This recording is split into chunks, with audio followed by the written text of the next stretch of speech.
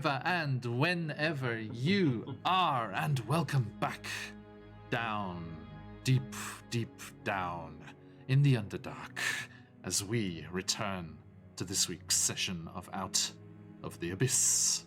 Welcome back, everyone. Now, before we get down deep in the Underdark, let us say a few thanks and highs and hellos. First and foremost to the wonderful, wonderful, ever-present VOD Squad. Thank you for tuning in and catching up, be it with the VOD here on Twitch or over on the YouTube channel. A good place to find links to all the fine folk I am just about to talk about. If I can get this open. Okay, good. So, yes, thank you so much for catching up. Even if you can't catch us live, it is a pleasure. I especially like getting comments on videos from like a year ago on YouTube and reliving all of those great moments that people were moved to comment about. It's always very, very lovely. Thank you. Now, a big shout out to Sirenscape, those lovely Antipodean fellows who provide all of the lovely music and sound effects for our game. You can try them out for free. There are 10 sound sets that you can try for free. And if you love it and want to use more and have access to all of their content, which is being constantly updated and added to, you can become a paid subscriber, a super siren as they call it, and get access to everything forever. And enjoy it in your games too. But for now, please enjoy it today. Now, not all of the music is coming from there. We have extra music coming from the lovely, lovely people at Dark Fantasy Studio, and also the YouTube channels, RPG Music Maker Travis Savoy, and also Epic Journey. Then, finally, over on Patreon, the fantastic Will Savino. Incredible music that they have sourced and made available for your RPG games, be they in person, if you're lucky enough, like our little Christopher over there, or online like we are here, which is very useful because we are scattered all over the planet. About to be scattered even more as we have represented here Japan, Taiwan, and New Zealand. But stay tuned as the United States will be dialing in, and we will have a new player, a new character entering the game soon.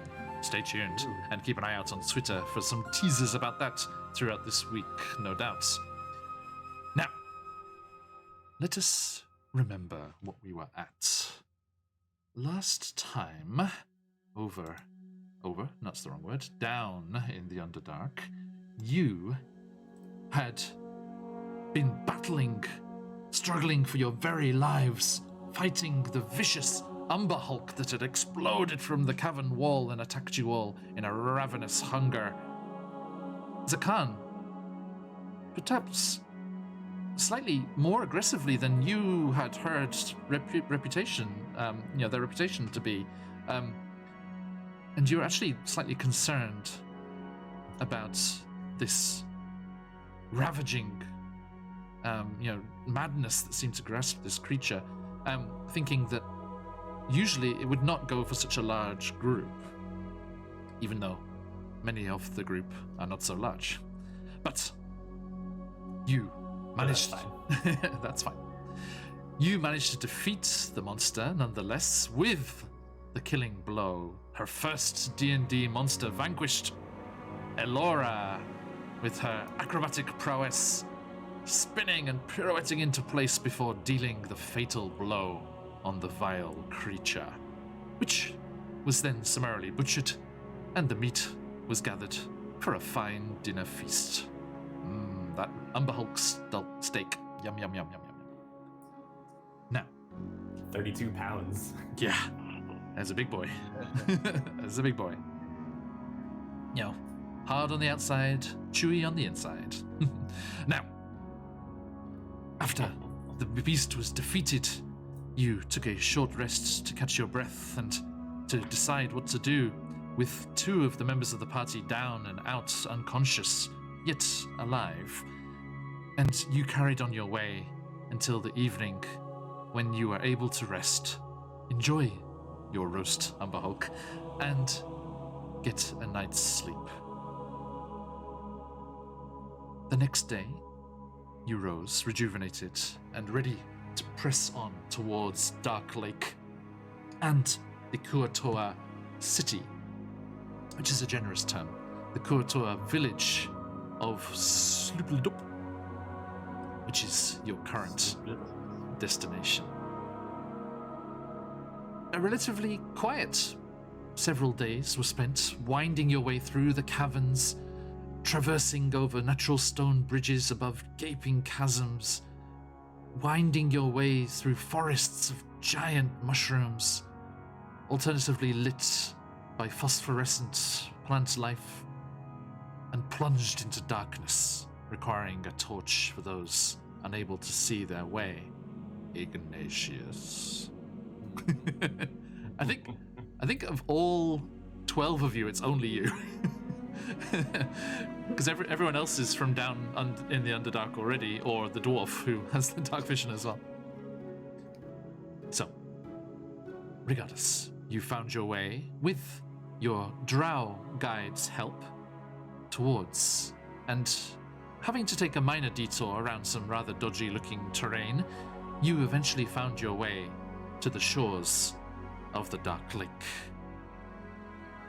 Upon which your Kuatoa friend got excited at the scent of that water and bade you craft some kind of vessel with which to ply the waters of the flooded caverns and waterways that would eventually lead to the village of the Kuatoa. You doubled back a little to where a large fungal forest had been encountered, and you spent several hours felling, sculpting, carving, hollowing out, and preparing the caps of the giant zirkwood mushrooms to make coracles for yourselves.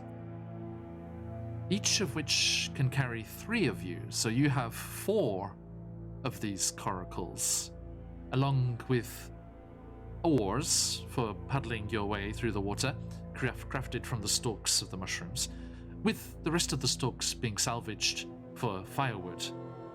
Perhaps a possibility to trade in Slupludup when you arrive.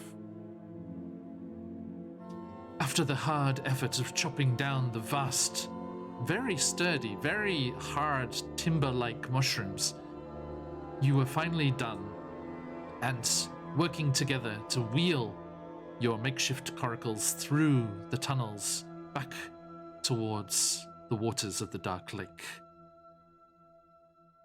During which time, Ignatius, having been put hard to work with his battle axe, making up for all the time he missed back in the drow camp, being the latest arrival there, he was tasked with chopping down all of these vast mushrooms and taking a quick breather as your Darrow friend, Blupido, he became a Kotor for a second. We kindly saved and carried all the way from the battle. Which you generously saved from the brink of death and carried out of danger's way. He was hanging back, clearing up a little of the last remnants of timber, a tool here and there, masking progress and signs of your progress from the drow pursuers that you know down in your guts are out there somewhere, fast approaching ever closer. And you, Ignatius, were called over by him, or rather just called out to by him as he came over, and you were saying how you were hoping to reunite with the other members of your units that were kidnapped and taken down into the Underdark when you were attacked in the Feywild. Well, actually, no, it was in the material plane, wasn't it, when you were campaigning over here when you were taken with you. But you said how you were looking forward to hopefully following up on those rumors and being able to find your lost comrades when Cupido went very serious and apologized that wasn't going to happen. And as his eyes glowed red, you found your mind becoming foggy. You kind of snorted and shook your horns and tried to shake it off and clear your head, but as you slipped into a stupor, Rapido stepped forward. I'm sorry, but you're never gonna see your friends again. All of the portents and signs have led me to this place. I, the avatar of Dean Karazhan, I deem you worthy of being my next sacrifice. Let us peel back those layers. And trying to force your body to move, to will your arms to defend yourself, to take up your great axe that lies just to your side, but just seemingly unable to grab it. You find yourself almost paralyzed and seeing through this kind of foggy vision, but still able to see as Dean Karazhan, as he calls himself, Bupido, as you called him, approaches and draws a serrated, hooked knife, glinting in the torchlight, wickedly sharp. And he approaches, places it on your chest. Let us prepare the ritual circle from your insides. And he draws the knife across your tough hide, and you take 4 slashing damage as the ceremonial knife is tracing a red line across your chest. Now,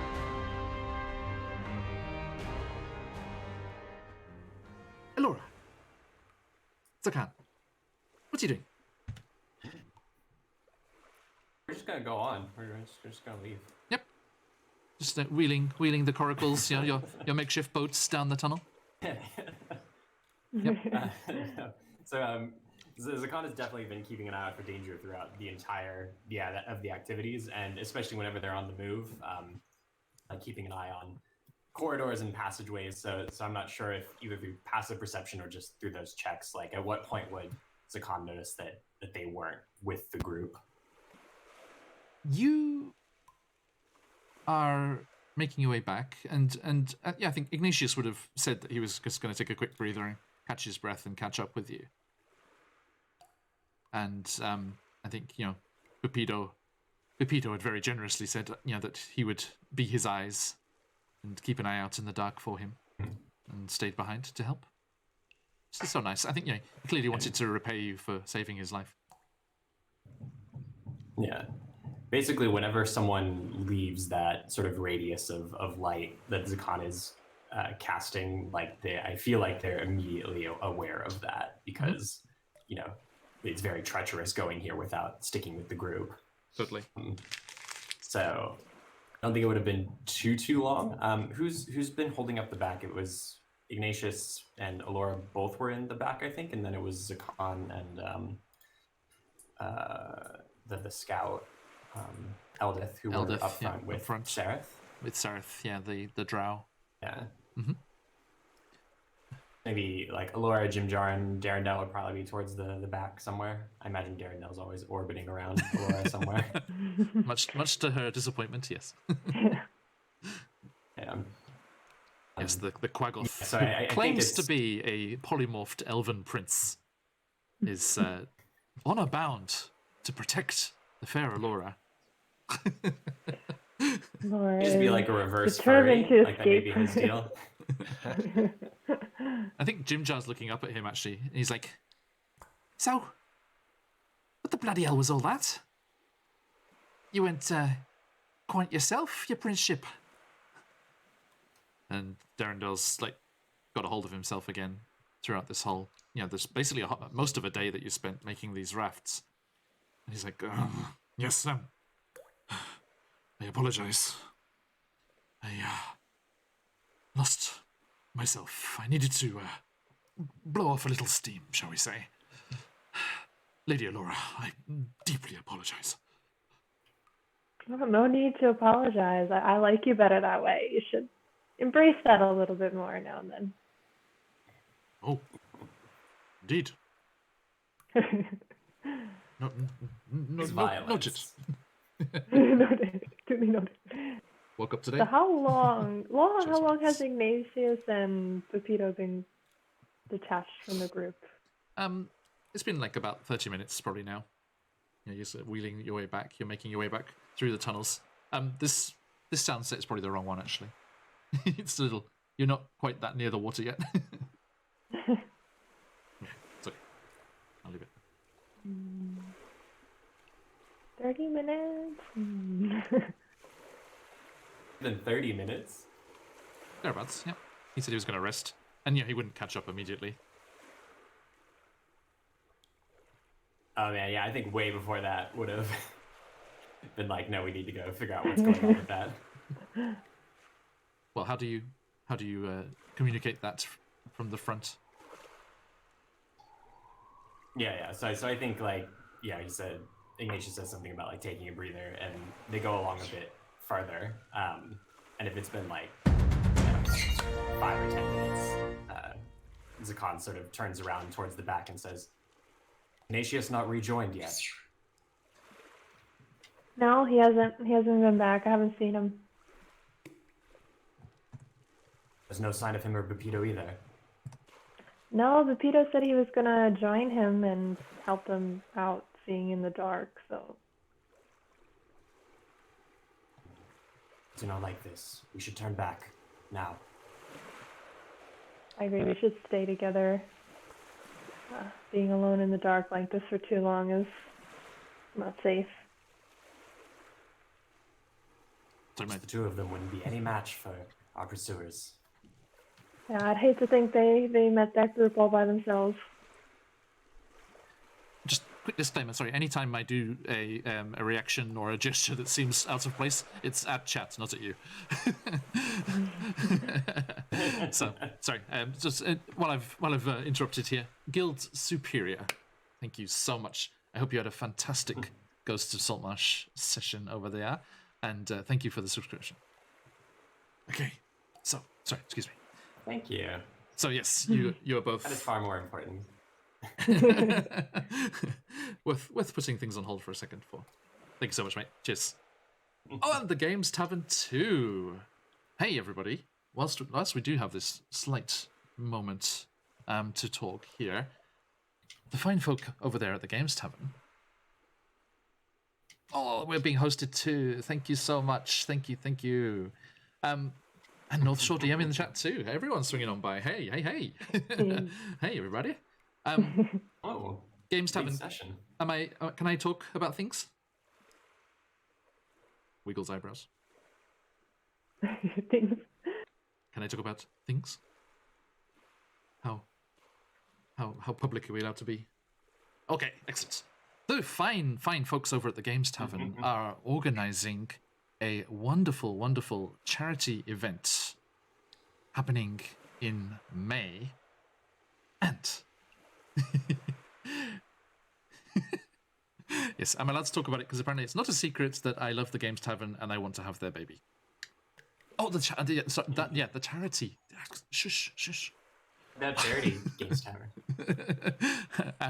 Yes, we're having a wonderful sounding charity event coming up in May, so keep your eyes on the channel here and on our Twitter, which is linked over on the channel there. We are feeding the hungry kids. As those wonderful folks on their Barovian stream used to say, it's for the kids!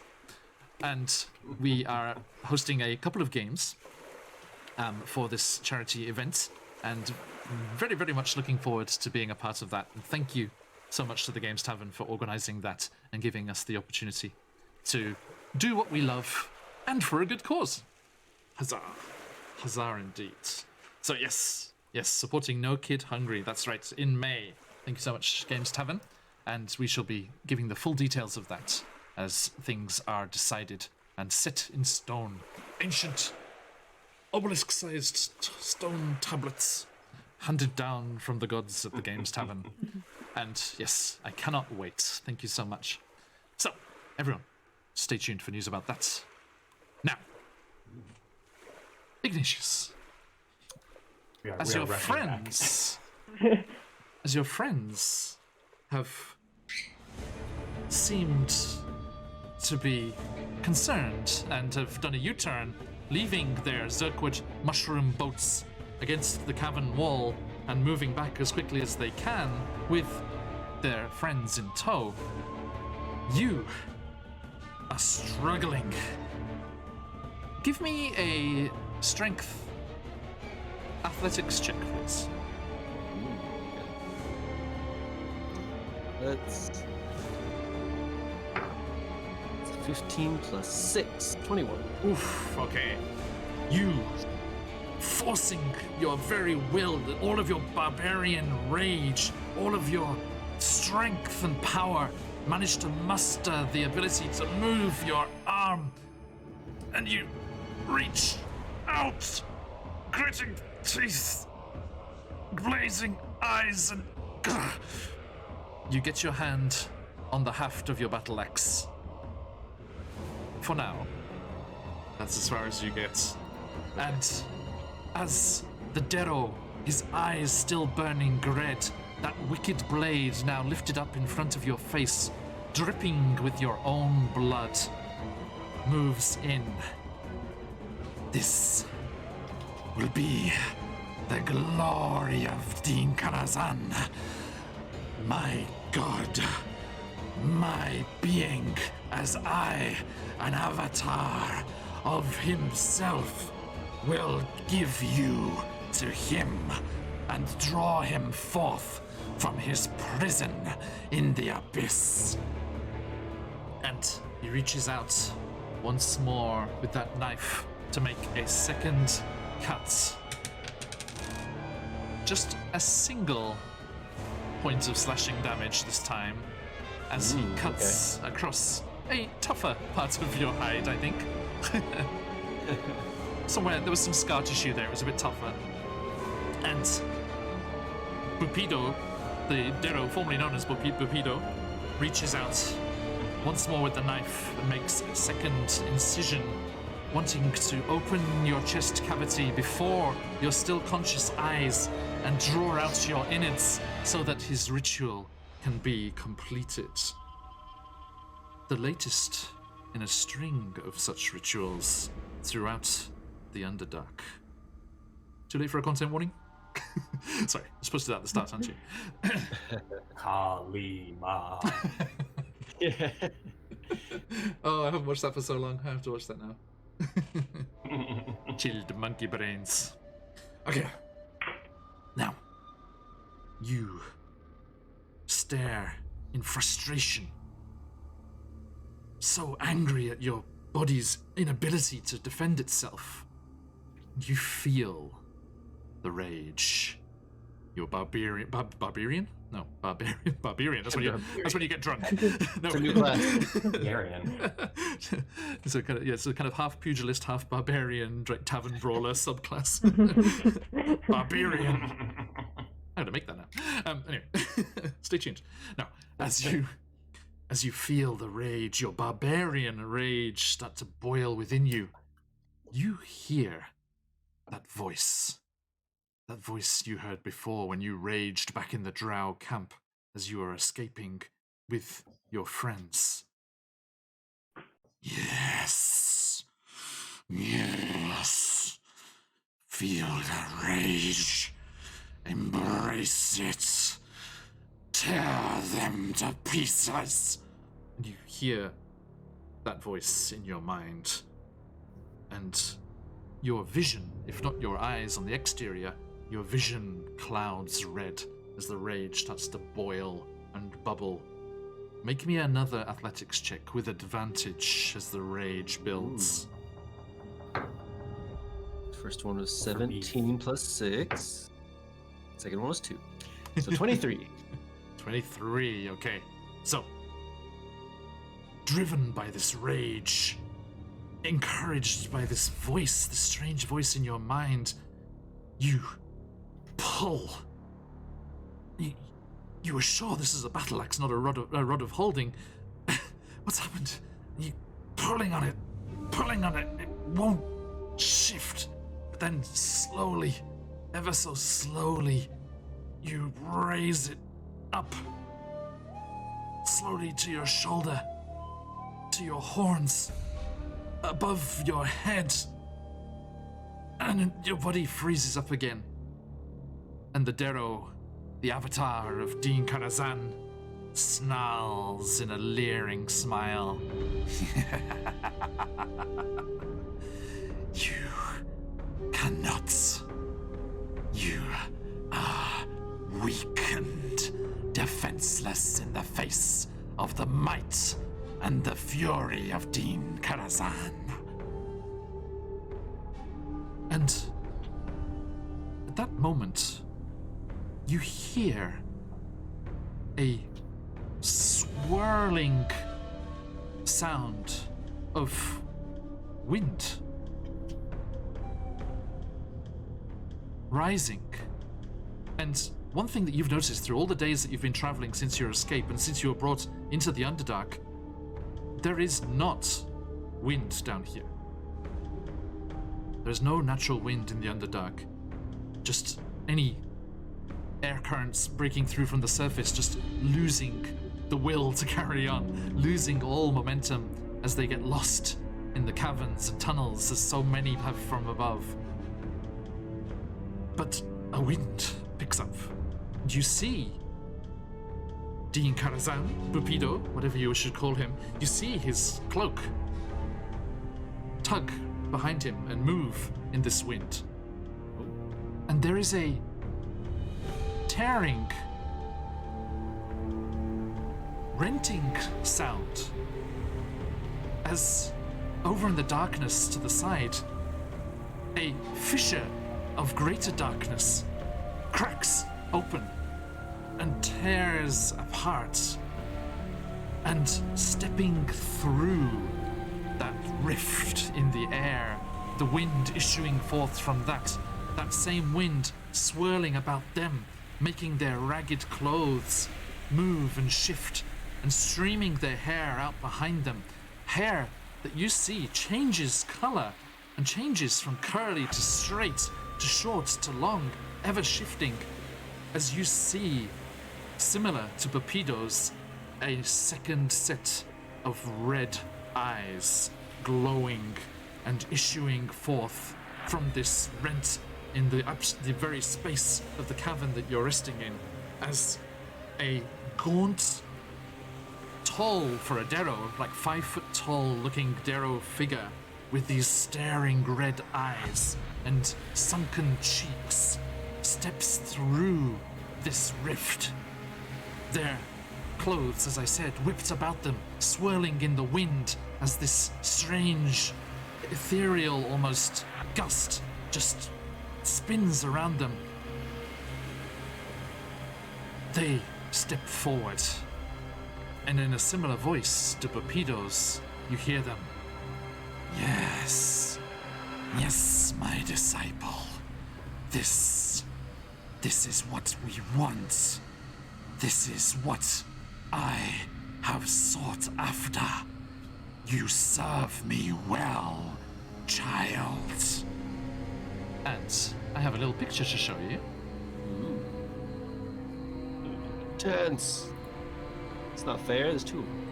So I will just say, for whenever we arrive, without saying a single thing or making their presence known, bow out, arrow into the back of Lupido. I think a knife and a bloody Ignatius is more than evidence enough for the evil-seeking Zycon there to murder on sight. Okay, no problem. Yeah. Okay, so you see this figure I here, love that retro art. right? So cool.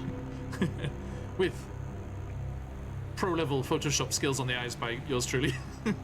Wonderful. That's some 80s Dungeons and Dragons right there. Right? So, you see this figure step through, and Ignatius, Bupido seems taken aback, surprised. He's like, "What? Who are you?" And the newly arrived figure's like, I am the avatar of Dean Karazhan himself. I have been summoned from the depths. The borders weaken. The abyss surges forth. I and the other princes, the other lords of the abyss, approach this realm, and your obedience, your fervor has drawn me ahead of the others to this, the site of our next triumph. And Bupido seems to forget you, Ignatius, for a moment, and he kind of steps back. He's like, "No, no! I am Dean Karazhan. I am the Avatar. I am he who walks in this world. I am the one who has emerged." And the new one is like, "What are you talking about? I am Dean Karazhan. I have come from the abyss, come from my prison, escaped my jeweled throne, the torments of the other demon lords. I am here to bless you, my child." And he goes, "No, this is all wrong. I am the one. I am the only one."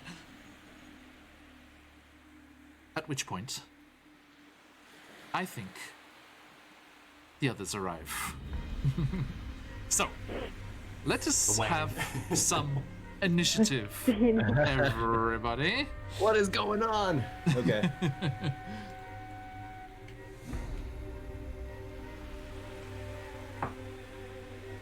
Oh. So, not the ruler, the initiative, please. Okay, Got a 19. Oop, let me add you fine folks in there. There you go. Please add yourselves. Now, how are we doing, Alora? Is your token behaving today? No, I don't think so. Okay, let's go this is a theater of the mind fight, so we're not using a map like we did last time. Okay, so this is all happening in fairly tight quarters, so just explain what you want to do, and we don't really need the physical representation of that this time, so don't worry. Okay.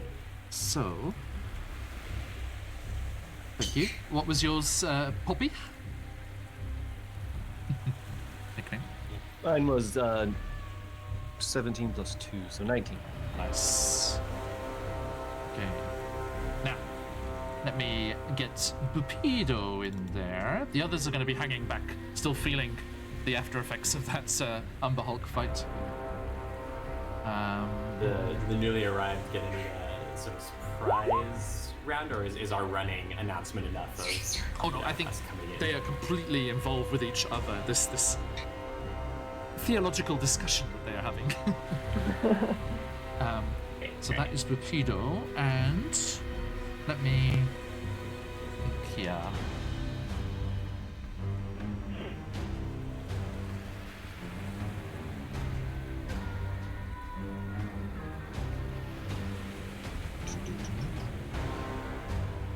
Which one are we fighting? I don't even know.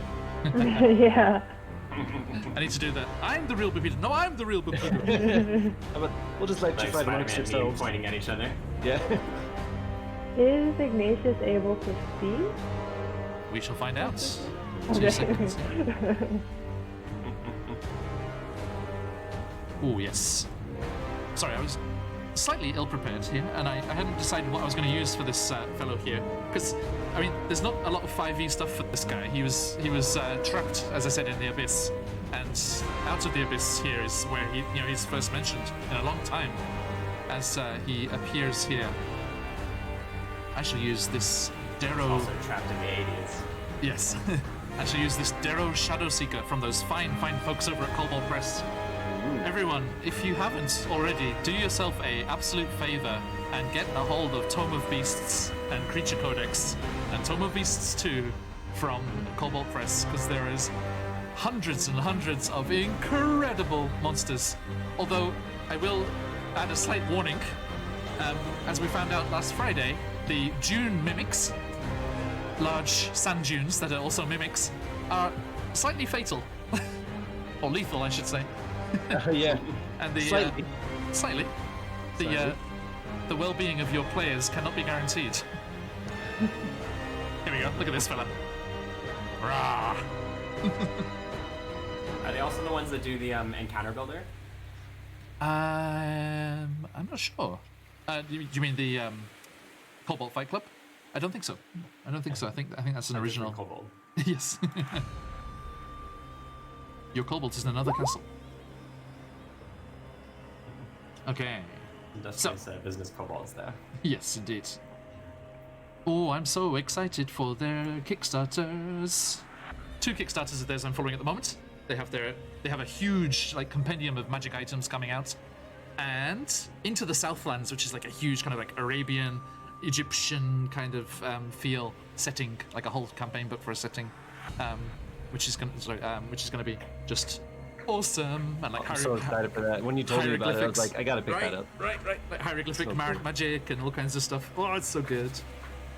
Cool. Okay, so Ignatius, Yes. one more advantaged athletics check, please. Ooh.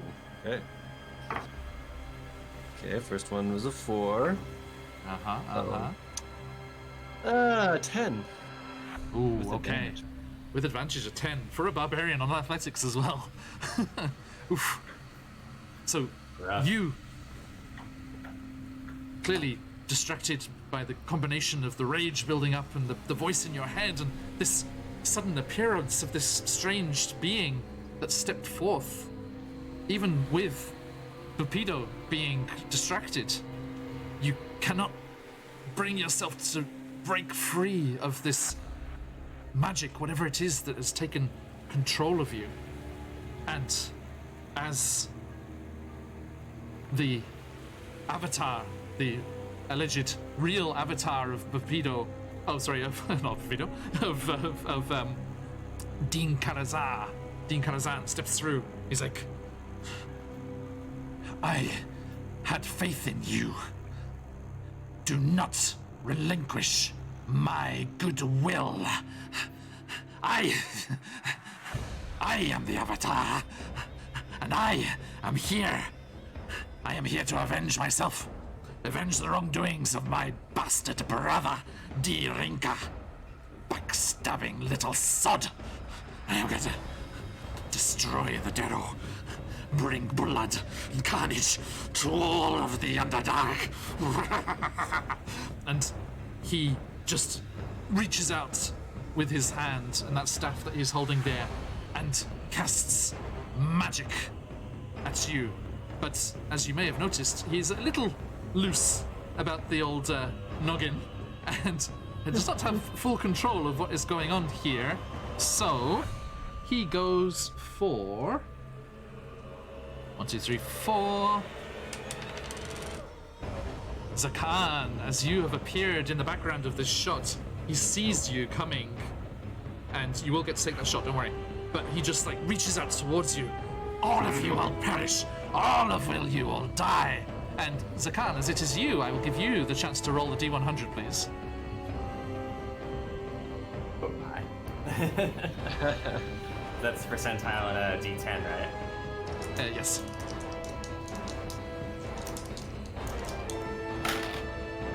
That's a 62.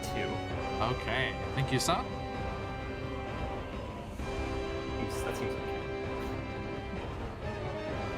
So it's squarely in the middle there. He reaches out with the staff, and you see sparks flying and dark shapes swirling around it. But then they surge forth from the staff towards you, and you kind of instinctively flinch. But then they do like a boomerang turn and zoom back into him. And he's like, he looks down. He's like, "What happened? I don't know what happened. Why am I shouting?" I'm so glad this is a stream at daytime in Japan. For the next minute, he has to shout. So apologies, viewers. I will try and distance myself from the microphone. It's like, "Why are you not feeling my wrath?" I shall project rather than shout, I think. Okay, and it is Bupido's turn. Bupido, he's not showing. He's like, "No, I am the one. I am the one who is doing the damage. I am the one who is creating the carnage. I am the avatar of Din Karazhan." And he just lashes out at you again, Ignatius. Now, please give me, what's your AC with just your dex? Oh, sorry, no, minus your dex, just your armor. Just my armor class? Yes. Or minus? What do you? Sorry, what? Minus my dex? Don't use your dex because you can't move. Oh, okay. So it'll be minus AC minus your dex, yeah. Yeah, so 13. 13? Okay. Oh, only a 5. Clearly enraged by this sudden turn of events and not knowing what's going on and confused and doubting his saintliness, his divinity. He lashes out with that strange hooked instrument again, but does not manage to hit you. Just clatters off the rock beside you, and he's like, "Nah, nah." And then Zakan, you let that arrow fly. And just right into Bupido's back there. So I'm guessing, like at least in my mind palace here, it's Bupido with his back to the tunnel. Yes. Then Din Karazhan Ignatius, beyond that. sort of held up, Yep. and Din Karazhan beyond that, like looking at us. Yep. Hence That's why he noticed saw you. us, but Yep.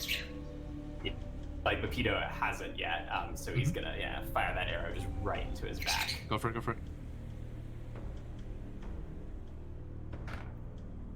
I think I should do the same, actually. I will minus his dex, because he's not expecting this at all. Oh, cool. And that's just normal, no advantage, eh? Yeah, 13. that hits.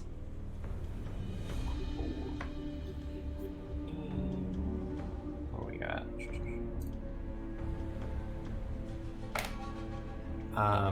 So that's 5 damage plus going to do favored foe. Get an extra 1d4 on that for an extra 3, so that's 8 in total. 8 damage, thank you. Okay. So yeah, the arrow thuds into his back. He's like, "Ah, ah, who dares interrupt my sacred ritual?" And that actually bloodies him because he was not fully wounded from before.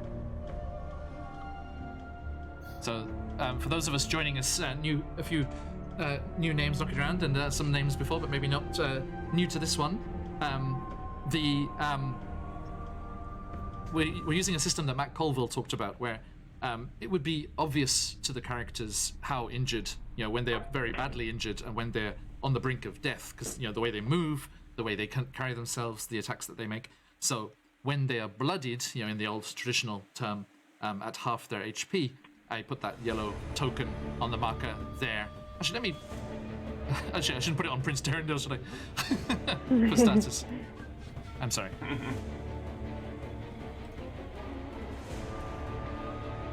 Let's do this here.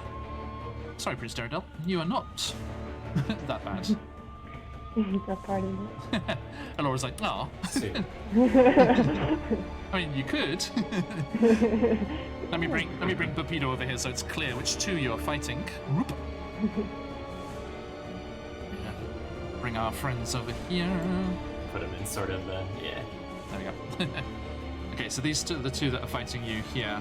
And Bupido, is bloodied with that arrow into the back.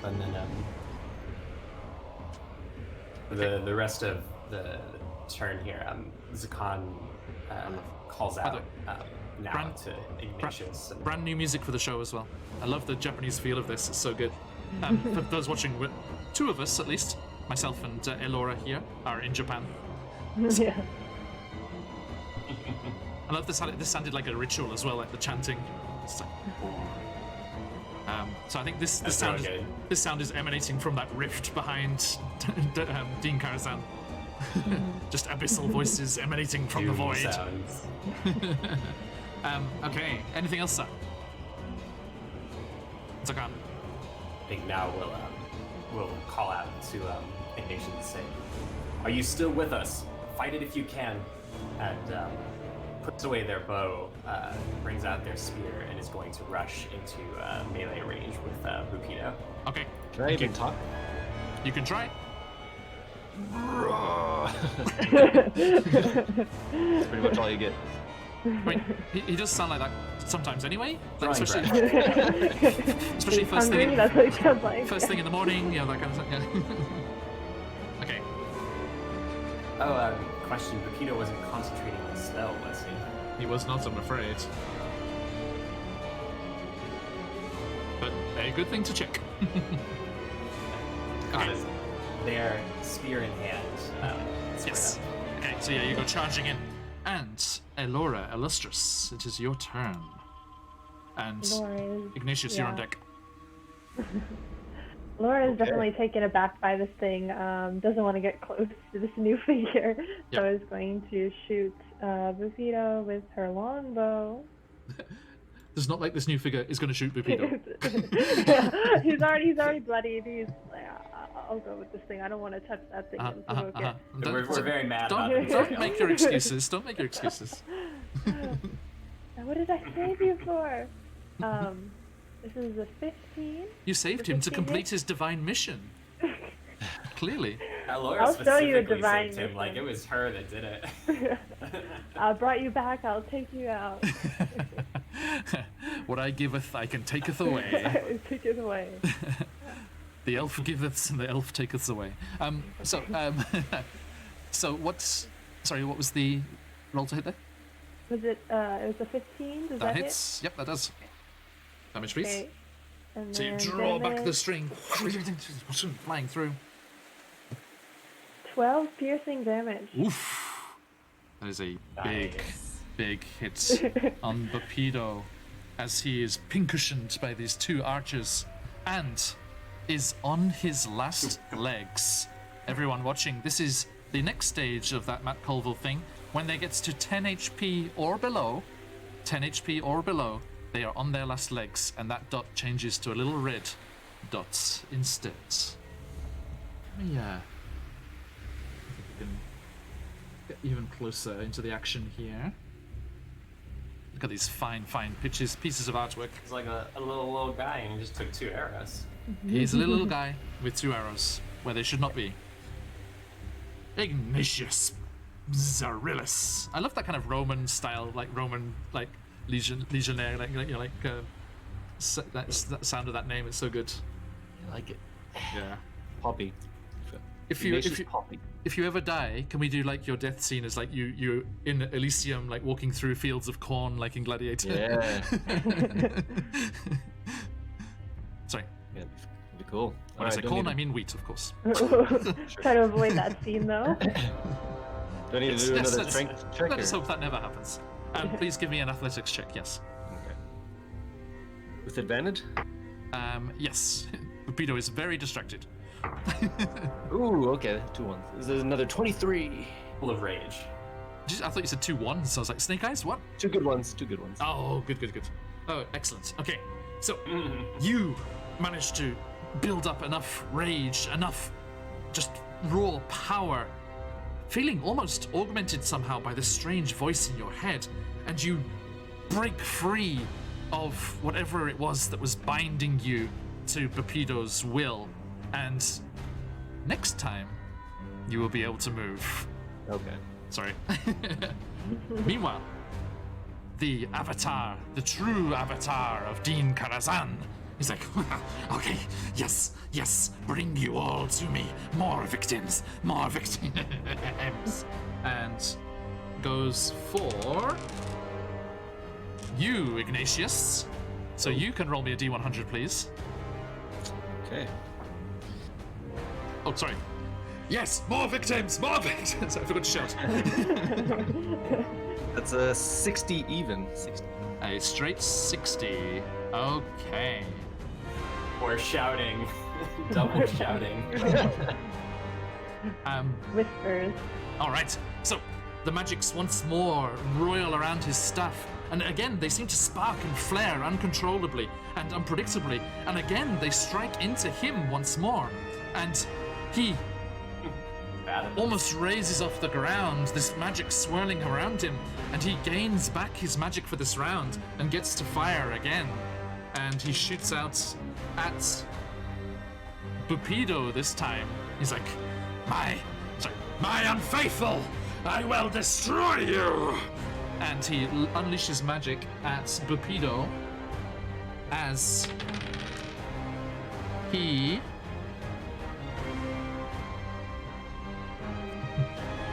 Okay.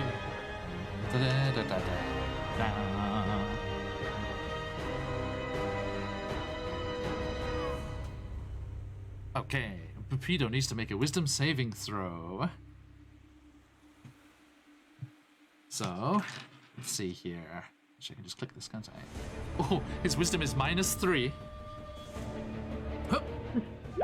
Oh, but he got a 15.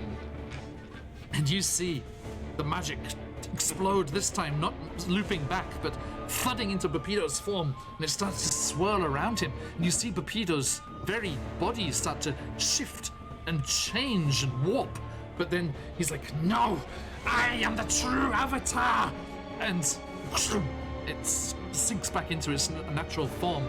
He's like, you betrayer, you pretender have no power over me, he shouts at the actual avatar. And the avatar yells back in rage at full volume, which I shall not do.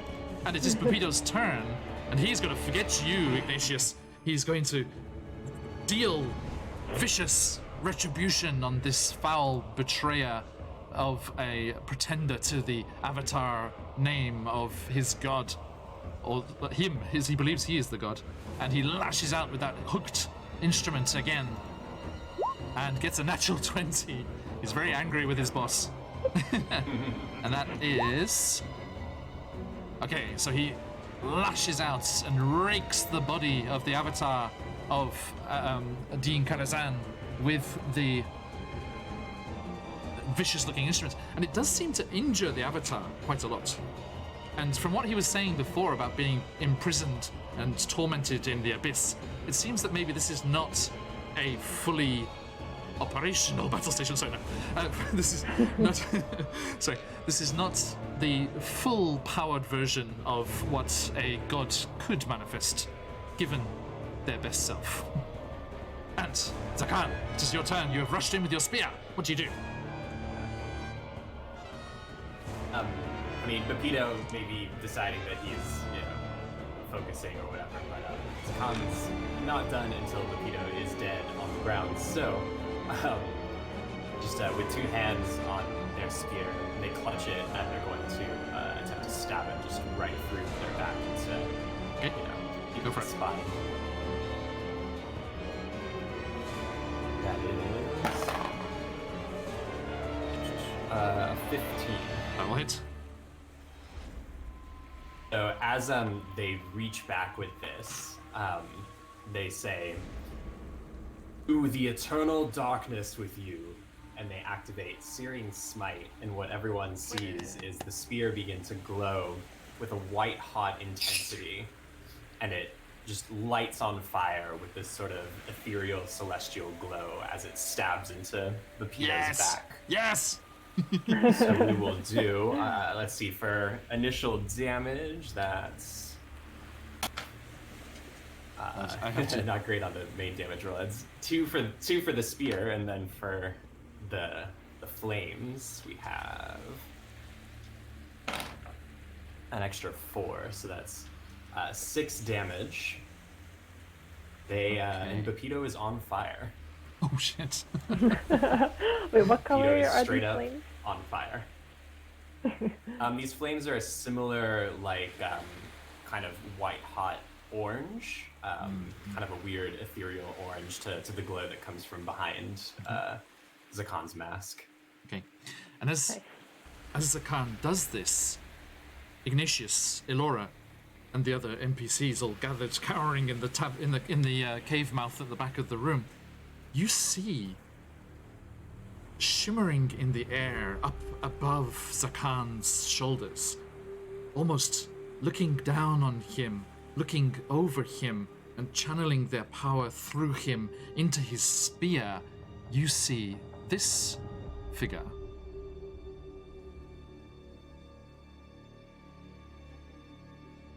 An angelic form with vast white feathery wings and an armored body. 2 swords held, ready for divine attribution. As you see this angelic form channel their power, and Zakarn, you feel the presence of Tidra channeling the energy, channeling her angelic energy through you into your weapon and charging it with this divine energies in augmenting the attack. As this image, as soon as it kind of wavered into existence, as the attack is made, wavers out just as quickly and disappears. And the total damage was? 6 damage. Okay. So yes, you plunge your spear. I'm wondering, I don't know the spell rules for this. So he was marked as a favored foe, which is concentration. Okay. And they would be ending the concentration to concentrate on Searing Smite as a bonus action. Okay. But on that initial attack before Searing Smite, would favored foe have still been active? Just 1d4 on whenever you deal damage. So I'm not sure when concentrated spells end. It's a very good question. Let me have a little peruse here. As the music is on a little hiatus here as well. Just bring it down for a moment as we figure out what's going on here. Gone are the days of frantically leafing through books, but frantically clicking through D&D Beyond instead. So, favorite So you foe. you mark the target. When you hit a target, when you hit a creature with an attack roll, when you hit a creature with an attack roll, you can mark the target as your favored enemy for 1 minute or until you lose concentration. The first time on each of your turns that you hit the favored enemy, you deal damage, including when you mark it, by a D4, and then you cast Searing Smite. As a bonus action, so the attack was the action, and that was, I guess, the first time that I dealt damage. No, I'm sorry, look. The next time you hit a creature with a melee weapon attack during the spell's duration, so you would have had to cast the spell first to get the Searing Smite. Oh, you do? Yeah. During the spell's duration. Yeah, Yeah. that's right. Okay, so we'll say that that the bonus action, for the bonus action before the attack activates. Yeah, there's no Smite. Yeah, and Cool. Sam, this is worth noting. There's no set order to the. You can do your bonus action before your action. You can move at any point in your turn. You can split your move as well. Also remember that. So if you move only like 5 feet, attack an enemy, and they die, and you still have another attack, you can use the rest of your movements to get into range of another adversary. Okay, so you can split your movement with actions and bonus actions. You can use your action and bonus action in any order, and yes. It's very flexible. I mean, it makes way more sense because it would be a bit too much to be able to just like use them both. Yeah. Cool. So yeah, like spear lifted, it burns, it lights on fire, stabs it. So yeah, that glowing light, that same that comes from under your mask, just like plunges into his back, and he like arches his back, like, ah! But he seems to be almost driven on, almost buoyed up by this religious fervor, the belief in his own divinity, and he pulls himself off the spear and his eye just looks back over his shoulder, and he snarls and spits at you. And Alora, it is your turn. Okay, so I think Alora sees Pedro floating above Zakan, is kind of breathless almost, with like goosebumps all over her. Yeah. So she's still not ready to like run into this fight. There's like Wise a lot choice, going wise on. A choice. lot of divine, Yeah. divine energy. Shit just got weirder.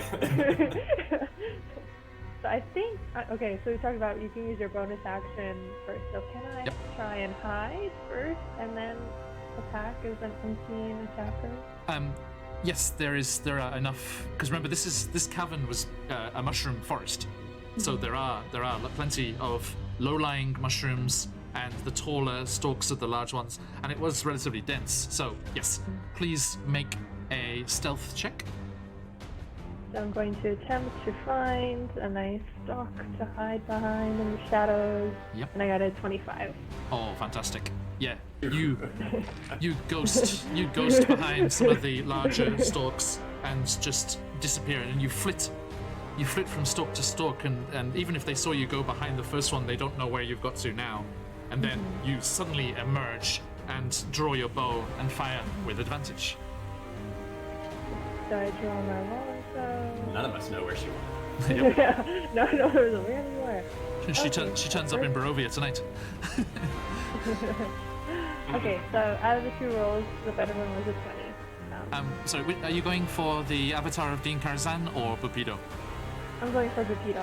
I Okay, wanna and a put him out 20. of his misery. And that was a total 20, not a natural 20, yes? Yeah, total 20. Okay, thank you. So yeah, what's the damage? The damage. Again, 12 piercing damage. Oof. Okay.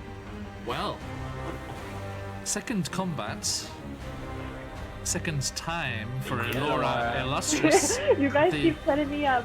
right. The right to get illustrious, as once more, tell me what happens.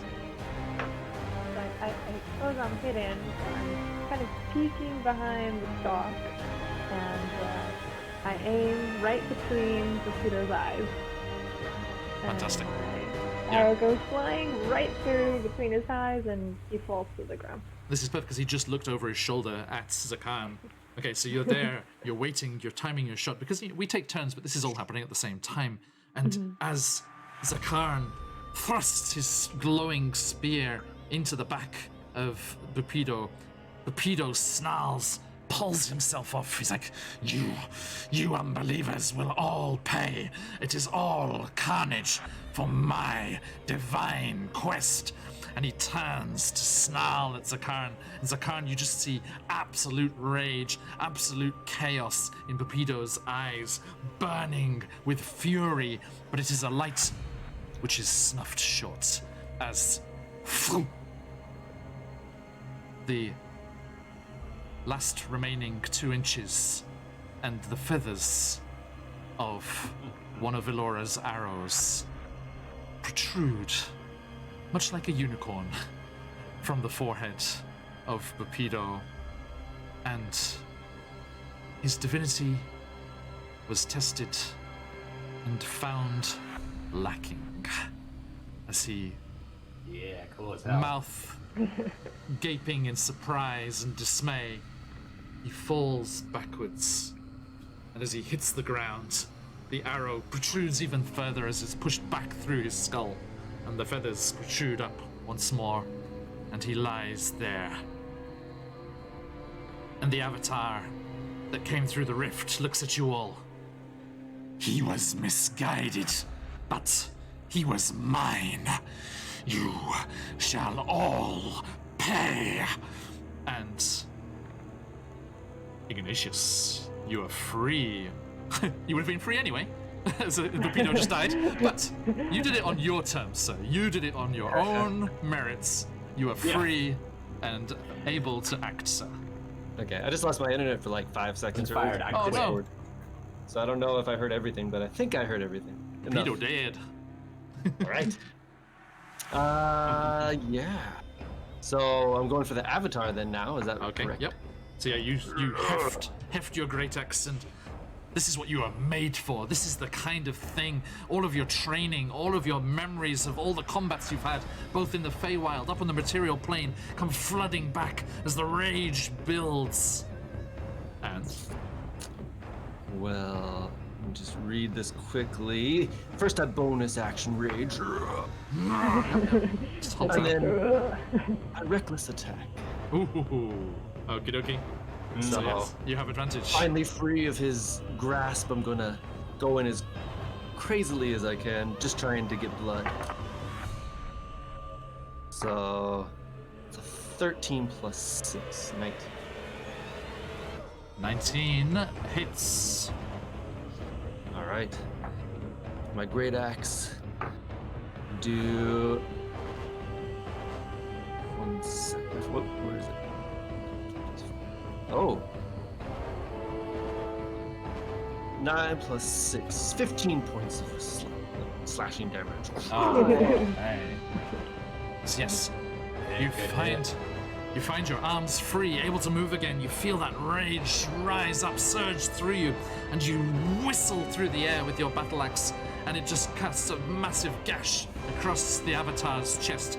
And he's still only 5 foot tall. He's a big Darrow, but he's still a little fella still. He's like, yeah.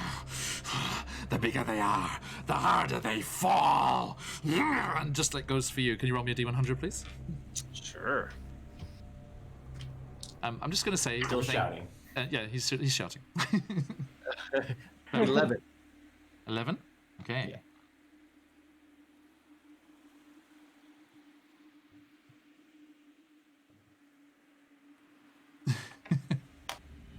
Okay. Roll me a D10. Okay. 10. Okay. Overalls. Uh-oh. He's like, he clearly wants you to fall harder and therefore be bigger. So he lashes out and the magic floods into your chest and it just spiders across like this strange jagged pattern, spiders across your chest and sinks into the skin down through the epidermal layer and into your chest. And I mean, you always kind of feel this way when you're raging. You can feel your muscles tensing, swelling. You, sir, are 10 inches taller. Ooh. He's really taking that thing to heart. Huh? And he's like, yeah, yes, the bigger you are, the harder they fall. You're gonna fall even harder now. All according to plan. All of my Big divine 8-foot plan. Minotaur bigger. Just 10 inches. It was not a enlarged spell, unfortunately. You're not double. Okay. I wish you were double the size. That'd be amazing. But That'd be fun. 10 inches. It's a start. Significant. Yeah. It's a Yeah. cat. By the way, there's no end kind on of that. really- That's permanent, Chris. Oh, nice. I'm 8 feet tall now. Permanent? Wow. Good. 10 inches taller. You get an advantage on your intimidation checks. Oh, man. Jeez. Wait, how tall was he to start? He was like 7 foot something, right? Yeah, he's I was eight. almost 7 foot, yeah. So- So now it's like 7.5 or something. Oh, now he's almost 8 feet. Nice. So good. So good. All right. Thank you, Zakat. Yes. what you doing? So, with the Pedo having fallen, and now the Pedo can Constitution saving throws, so still on fire, going to remain on fire until there's no Pedo left. And you're It's all fine and good. you're searing. So, Oh, it's only one attack that does the damage, eh?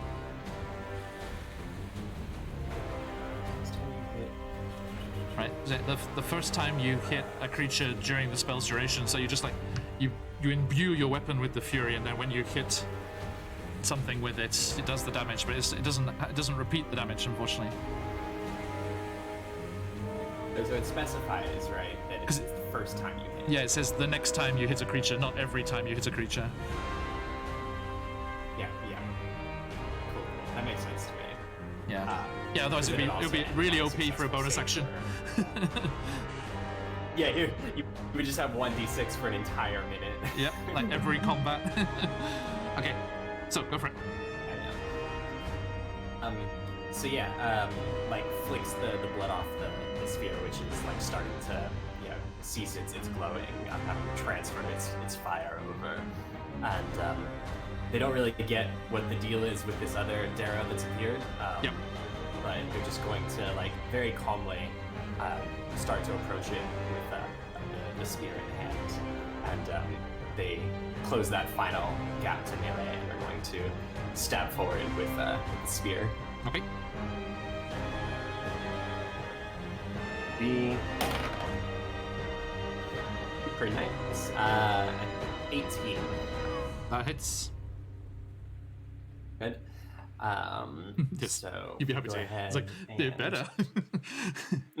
Level 2. Actually, why not? Can we burn the other Syrian Smite? Is that all right to do? Sure. As he's walking over. Yeah, indeed. So you just stride. Yeah, I think, so- and I think, I mean, obligatory thing here. You know, the scene goes slow motion as you're moving forward. Those spider-like eyes on your mask glowing, and once more wings unfurl from your chest as Tidra appears up behind you, channels more of her energy into the weapon, and so he's just gonna like again stab straight for the heart, and let's see what kind of damage we get. Handed. Better. So that's 4 on the spear plus just another 2 in fire damage. So that's again 6. okay. So yes, you thrust your spear forward and cut into the avatar of Dean Karazhan, and the fire blazes, and Tidra's divine fury channels through you and increases the damage on this attack. Thank you. Anything else? And he is also on fire. Yes. Okay, so as this abyssal chanting once more issues forth from the rift behind it, the flames lick up around it, and he's like, and he's just like coming for you. Elora, what are you doing? Off amongst the mushrooms. skipping to and fro. La, la, la. The little wicker baskets gathering mushrooms for Grandma. I admire Zakon's courage to just go right up to this strange figure and stab it with their spear, but I think I'm going to still remain hopefully hidden. Okay, give Yeah, me do I have another to stealth do a check, stealth please. check? Yep, yep. Yeah. Yeah, because you reveal yourself to fire the arrow. Oh, okay, I got a 27. No problem. So, yeah, so I'm remained hidden Jesus. and very quiet, controlling my breathing, not taking any punches or sudden movement. Yep. I'm going to attempt to demigod. That was an 11. Assume you've run away, like with no idea where you are. Okay, so That was an ele- 11. Okay. Did not hit right. So yeah, you spin around the stalk of the mushroom where you are hiding, bring the, notch the arrow, bring it back to your ear, release it. But I think the sudden sight of this time when you came out of cover and saw him on fire, you're like, what's happened? And that kind of distracted you. And like you aimed and you hit the fire, but it passed through, and that was just flames, unfortunately, not where the diminutive Darrow god was. I think the flames are up above his head, and you just like shot through the fire above his head. And yes, Advantage? and unfortunately, oh yes, you do have advantage because of the surprise. Oh. Thank I you, Forgot thank about you. that. So did I. 16? Okay, my comment stands. Unfortunately, you still just miss, I'm afraid, and the arrow clatters off the far wall. Whizzes by. Ignatius, are you liking to rage? Oh, I'm loving this. So I'm still in rage, and I'm gonna reckless attack again. Rah. Just go for it. Yeah, it's ideal against like Feeling whatever a magic guy like this because he can't make use of his advantage against you. Whatever that voice was in my head, Mm-hmm. listening. Ooh, first So, roll is 18. I read plus- the Forgotten Realms wiki about Dean Karazhan, and one of the things it says in the wiki is that he doesn't carry weapons. So ignore the dagger that's in the picture. He doesn't have it. He just has that 24 staff to hit. in the OG art. At 24.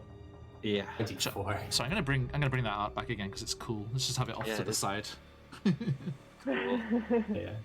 Where's that from? Is that from like the advanced D&D or? This is just an image search for for Dean Karazhan. So Okay. yes, Super cool. yeah, it's really cool. But yeah, it's definitely. I mean, It's like the Ralph Bakshi Lord of the Rings. It looks like. Yeah. He was like a fairly major like Dero god back in 3rd edition, so it'd be from those days. Yeah. Okay.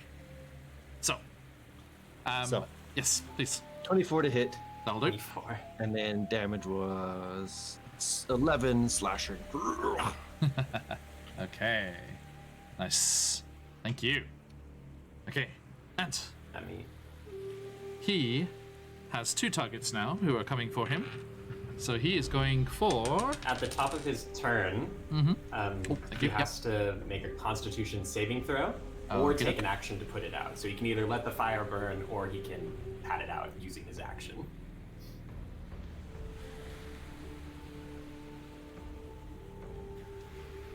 Okay.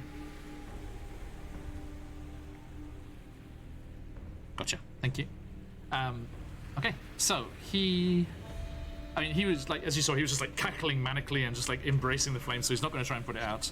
Yeah. So It seemed like he's going to make that con save. What's the DC? only a 13 to beat. 13. Oh, but only a 12. So that's D6 fire damage, yes? Hey. Do you roll it or I roll it? You can. Alright, let's see. 4. 4. Okay. So yeah, he's just like, Flames. yes, my burning, it burns, This is like, ow. And Ignatius, any other, there were no other bonus actions or anything? Sorry. Yeah. Okay. So he lashes out towards you, Zakarn, the source of this burning fire, and roll me that D100, please. I love this. This is very fun. I'm putting this all on you. I don't want any blame for what happens. Yeah. Let's see. 57. 57.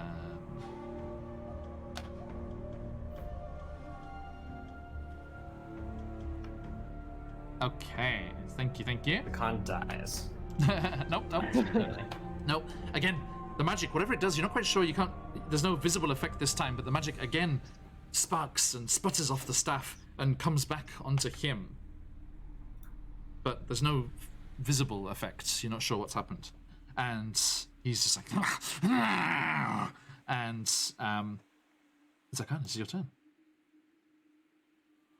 The con's definitely not going to figure it out. They're kind of stupid. Noted. So this thing is DM still on fire. looks up monsters with intelligence saving throws. Like everyone probably like thinks that they're on top of things. They're not that smart.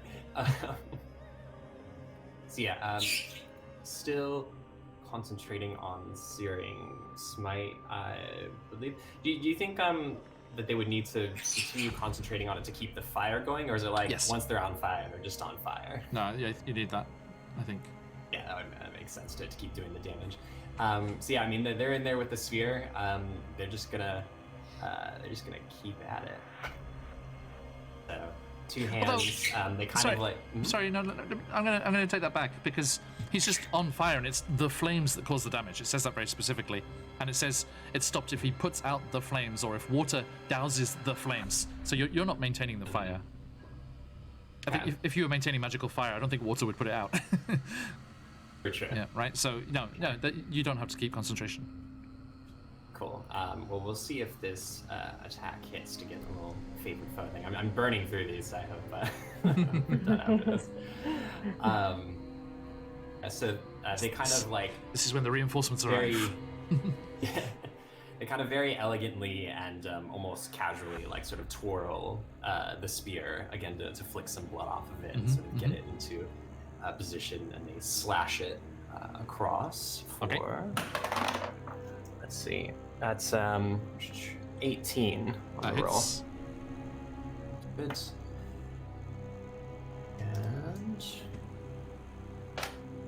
And so 5 damage, and we'll use the last slot for favored foe. Okay. just an extra 1 on that. So 6. Yeah, 6 damage total, which I think has been every attack so far Zakan has made. It's been 6 damage. Now, Very consistent. as you lash out again with the spear and do this vicious cut across the creature, the avatar of the god Din Karazhan, you see the cuts are just building up and blood is pouring from these wounds of this physical avatar that he's created, and he is bloodied, which sends him into a skipping mad rage. And I need another D100, please, from you, Stephen. Yeah, let's see. Okay, this one is 65. Also weirdly consistent on the D100s there. Right? Okay. Oof. Retribution. Divine that. retribution. I like that sound. I don't like that. This could be interesting. As you cut him and he goes into this rage, you can see it just building up. The fire intensifies, starts to burn brighter. His staff starts to crackle with electrical energy, and it starts to writhe around the top of the staff, and then it goes arcing out and strikes you, Ignatius, and Elora, who has not had time to hide again after she fired her arrow. And you all take...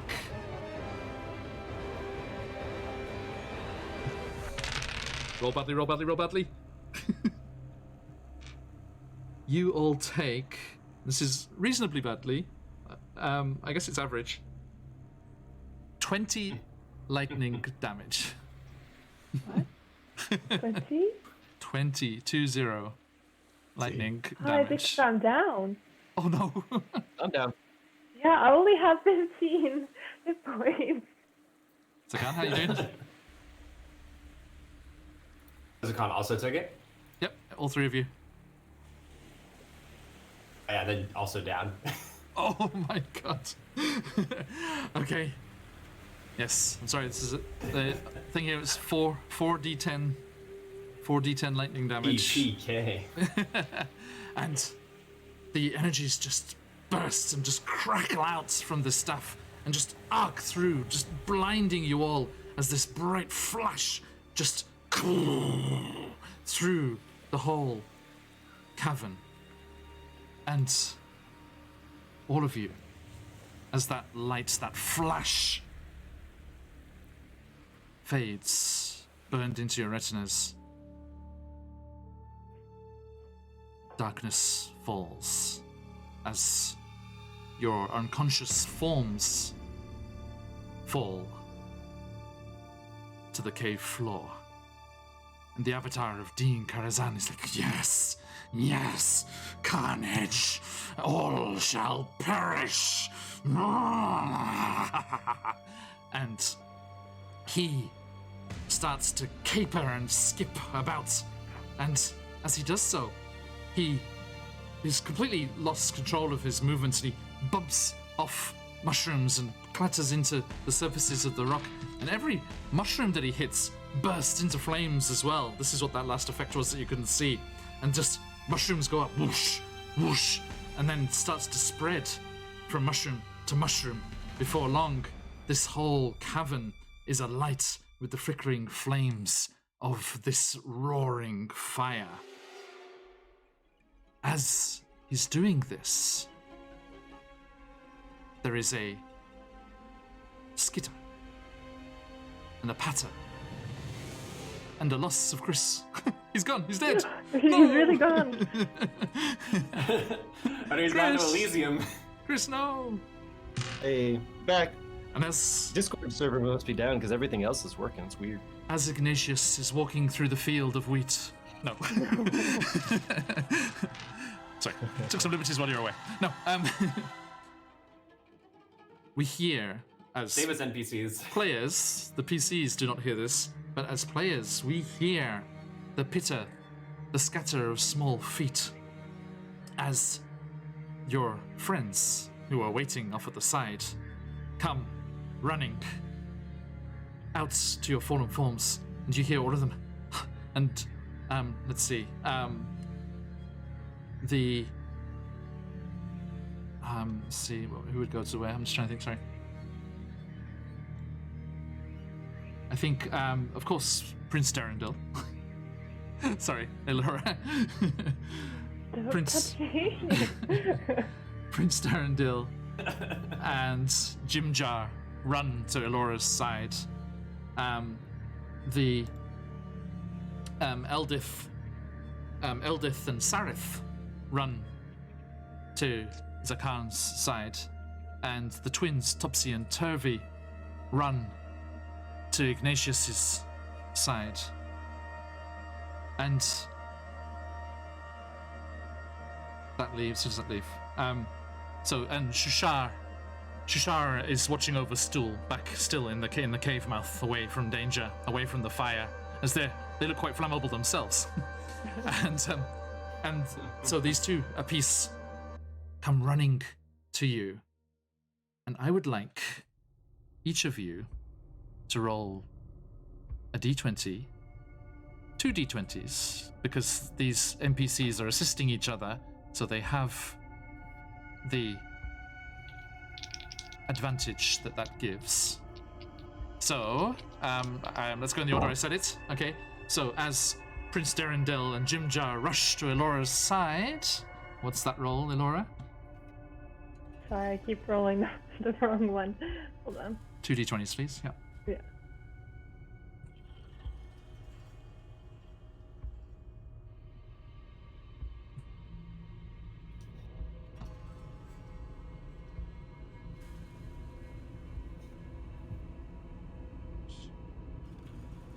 Okay, 1d20, I got a 10. And the other one was a 19. Oh, fantastic. Okay. As Prince Darendil and Jim Jar rush over, thankfully for what you said, Prince Darendil, etiquette does not permit him to, lay hands on such noble character as yourself. But he points out to Jim Jar. He's like being that annoying backseat driver. He's like, no, Jim Jar, over there. He's like, I know, I can see, I've got eyes. And he's like frantically working on you, and he stabilizes you. And then Topsy and Turvy rush to you, Ignatius. How did you go? So I got a natural 1 and a natural 20. Holy shit! Hey. One totally fine. Bookending it. Okay, so you, these two have been looking after themselves, looking after each other as they were traveling through the Underdark. They've suffered injuries, they've suffered attack, they've suffered, accidents that they've been traveling together, and they know what they're doing. They know what to do in a pinch, and they very deftly patch you up. And or at least one of them does. One of them does, yes. And I'm not sure which one it is. They look so similar. Actually, no, their tokens are quite different. Actually, it was because they have exactly the same wisdom, of course. It was Topsy, so the talkative one of the two, and the other one's like silently going, just pointing out what she should do, and she stabilizes you, and finally Eldith and Sarith run to Zakan's side. I think Eldith will be the wiser. Maybe. Only a +1. Sarith. Yes. Eldith is the wiser. How did you go, Zakan? +1. Let's see. That's 12 and an 8. So not good on either of them. 13. Yeah, 13 is the highest there. Right, that's a 13, yes. Okay. Not enough, I'm afraid. And Eldith is like, and these two have a bit of a rivalry going, the distrust going, and they're arguing amongst themselves, and that kind of stops them from working properly, and they are not able to stabilize you, I'm afraid. So. Ooh.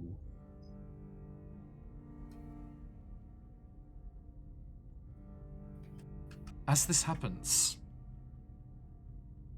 and there is movement from the corner of the cavern where it leads towards the dark lake, and we see in the flickering light, the orange lights of this flame storm basically that's going on throughout this fungal grove, you see Stool step forward, and he looks up.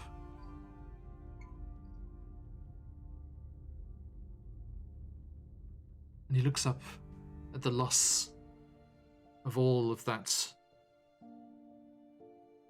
fungal forest, all of that natural beauty that he associates with, if not is related to. And he looks, for want of a better word, he turns towards the scene here, and he sees all of you down, the others desperately trying to help you. He sees the mad avatar, the crazed avatar of Dean Karazhan, skipping madly and hooting and yelling to himself, still shouting at the top of his voice. And he looks down at the ground, like tilts down at the ground as if in thought. And even as Shishar is like, no, don't go out there. Stool patters forward on his tiny little feet to roughly the middle, because Elora, you're still quite a distance away. And by the way, Jimjar dragged you away from the mushrooms. You're no longer in amongst the stalks where the fire is spreading quickly. He dragged you towards the others, but you're not quite there, but you're closer. And Stool just patters forwards on his little feet, and he comes in between the lot of you. Turns towards you, Elora. Moaning, alive but unconscious. Turns towards Ignatius and Zakan. Ignatius, grunting, still seemingly furious, but still unconscious. And finally turns to Zakan. And Zakan, above you, that form, that ghostly, ethereal vision of Tidra appears once more. And she looks down peacefully at Stool and extends her hands towards him and nods. And you see Stool, or we see Stool, start to pirouette as he's done before when he's releasing the rapport spores to let everyone talk. Starts to pirouette and spin and turn in place. And as he does so, a different kind of spore that you've never seen before starts to spiral out from his location as he's spinning like a Catherine wheel in slow motion, with these spores ever expanding, forming a cloud, spreading across the chamber through the air. But as the others look, and Shumshar looks on, nodding sagely, they see that these are not spores being released. These are parts of Stool's body breaking free, separating away from his form and spreading out and out in an ever-enveloping cloud as his form diminishes and gets smaller and smaller. And as this happens, as this cloud engulfs all of you, all three of you gasp and come to, surrounded almost like a mist, almost like a cloud, like you're inside a fog cloud. Not able to see except for this strange, flickering orange light behind the white cloud that's engulfed you. Not knowing its source, not knowing what's going on. You may all return to half of your HP and consciousness.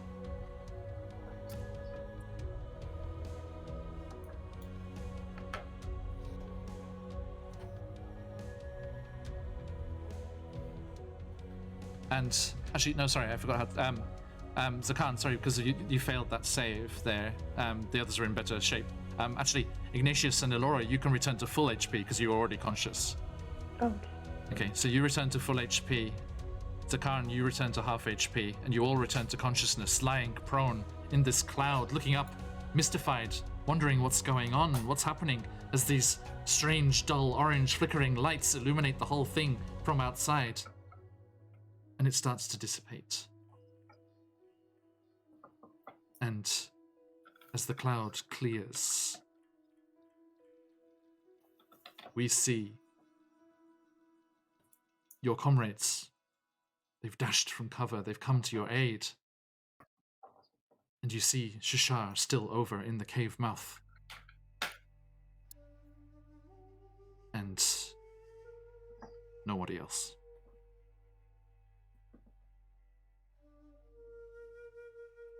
There is no sign, no trace, nothing remaining of the Myconid sprout stool.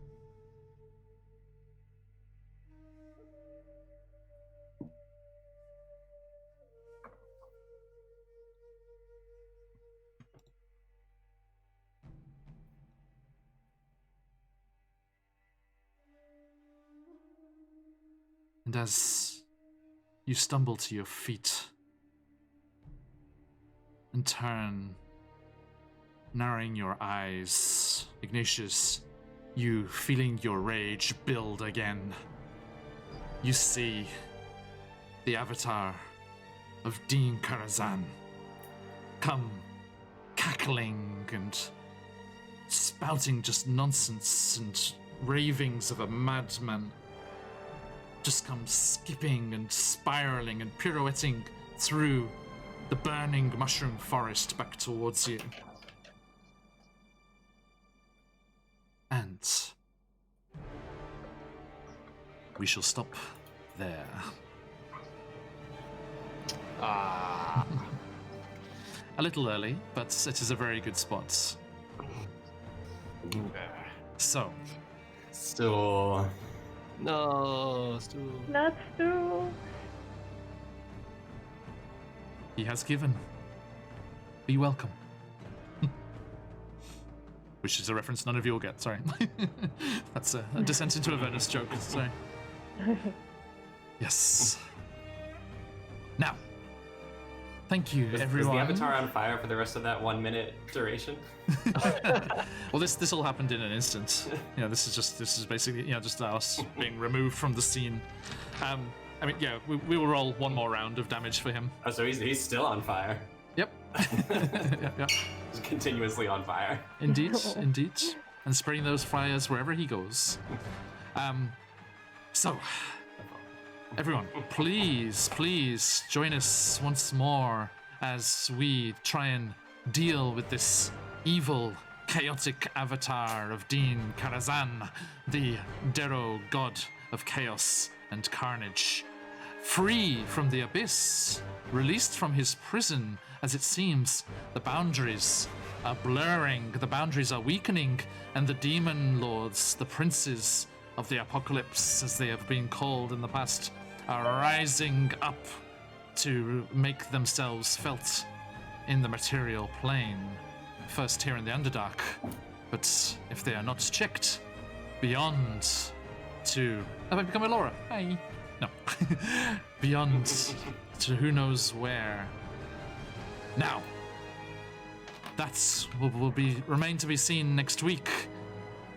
Will they repay Stuhl's sacrifice? Will they make all of that worth it and stop this first of the emissaries from the Abyss in their tracks. And before that, there is plenty going on over here on Phoenix Iwaki. Later on today for us, tomorrow morning in North America, we will be through the mists in Barovia as the party is down in the depths of Castle Ravenloft. Will they be able to escape? Will they be able to save Van Richten as you know him, Ayameris as they know him, who is poisoned and needs the antidotes that they have gained from the dungeon, as Strahd is toying with them in his castle. Then, tomorrow, we will be dealing with the aftermath of another death, another loss, as the Descent into the Avernus crew will face a world, face the Nine Hells without their hedge druid, Tarina, who paid the ultimate price at the end of last week. Then, on Saturday, Chris? On Saturday, Friday night in the States, we have our weekly one-shot. Or no, not one-shot. Sorry, I'm thinking about the other one. We have our weekly campaign, Modern D&D 5e. But we are finishing our Battle of the Bards one-shot on next Tuesday Yes, night for us, indeed. more for the States. Ridiculous and just fun. And sorry to double book your fine viewing time, and dear viewers, but also on Tuesday we shall be into Icewind Dale for Rime of the Frost Maiden. They have saved a Myconid sovereign. Who would have liked to have met Sprout? Not Sprout, he's not. He is a Sprout. Stool. I keep mixing up those names. And they saved the Myconid sovereign from the evil captors that were using his spores to reanimate the corpses of their fallen. So they have an ally as they press further into the Durgar fortress, trying to stop them from completing a crystalline dragon before it is released and wreaks havoc on all of 10 towns. And then, next week, on Thursday for us, Wednesday in North America, we will be back here in the Underdark to deal with this evil god avatar. And I look forward to it very much, as I always do. Thank you to my fine players. Thank you to everyone who was watching on both channels. A big hi hello to everyone over on Carney Sideshow. Those of you here with us, please check them out if you get the chance. Fine gameplay for your eyeballs. And thank you to the players. Thank you as well. Thank you. Little F in chat for a little stool, as he sacrificed himself to save the party. And, as we like to say in these parts, matane. Dale. Yeah.